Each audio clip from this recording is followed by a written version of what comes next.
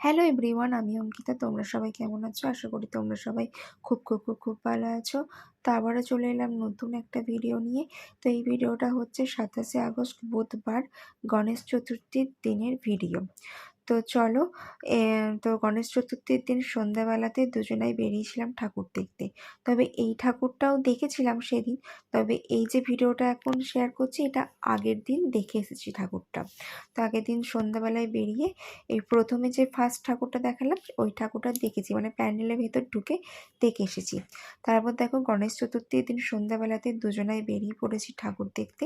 Office থেকে ফিরে আমাকে নিয়ে গেছিলো ঠাকুর দেখতে। তো প্রথমে যে ঠাকুরটা দেখালাম সেই ঠাকুরটাও দেখেছি, কিন্তু আর প্যান্ডেলের ভেতর মানে যাওয়া হয়নি। একবার তো দেখে এসেছি তাই। আর সেকেন্ড ঠাকুর এটা দেখলাম। তো দেখো, এখানে আরতি হচ্ছে আর পাশে মানে বাজনাও বাজছে, আবার ঢাক, কাসর, ঘণ্টা সব কিছুই বাজছে। তো আর রাস্তাটা খুব সুন্দর লাইটিং দিয়ে সাজিয়েছিল, আলোয় আলোকিত হয়ে উঠেছে। আর সেম থার্ড মানে 3 নাম্বার ঠাকুর দেখলাম এই ঠাকুরটা। তো গণপতি বাপ্পা মরিয়া। তবে এখানে একটা ইউনিক ছিল যে গণেশজির চক্রটা খুব সুন্দর ঘুরছিল। তো 4 নাম্বার দেখলাম এই ঠাকুরটা। এটাও কিন্তু তার আগের দিন দেখে এসেছিলাম, মুখটা তখন ঢাকা দেওয়া ছিল।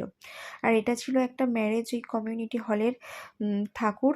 তো এখানে ঠাকুর দেখতে গিয়ে না প্রসাদ দিয়েছিল। তো যাই হোক, ঠাকুরও দেখতে গেলাম আর প্রসাদও পেয়ে গেলাম। তো সবাই বলো গণপতি বাপ্পা মরিয়া, জয় গণেশ। তো প্রসাদে দিয়েছিল কমলা কেন এটা মৌসুম্বি লেবু, নাশপাতি আর মিষ্টি। আর তারপর আমরা ফিরে মানে বাড়ি ফেরার পথে হাঁটতে হাঁটতেই মানে স্কুটারটা রেখে হাঁটতে হাঁটতে যাচ্ছি। আর রাস্তাটা দেখো খুব সুন্দর লাইটিং দিয়ে সাজিয়েছে। আগেরবার ঠাকুর দেখতে পাইনি, কিন্তু এবছরে ঠাকুর দেখতে পেলাম। এই ঠাকুরটাই দেখতে এসেছিলাম যেখানে লাইটের কাজটা এখন দেখানো হচ্ছে। তো দেখতে পাইনি। তো চলো, ভিডিওটা এখানেই শেষ করলাম। ভালো লাগলে অবশ্যই একটা লাইক, কমেন্ট, শেয়ার করে দিয়ে আমার পরিবারের পাশে থেকো। আজকের মতন আসি, দেখা হচ্ছে নেক্সট কোনো ভিডিওতে। তো ভালো থেকো, সুস্থ থেকো, টাটা, বাই।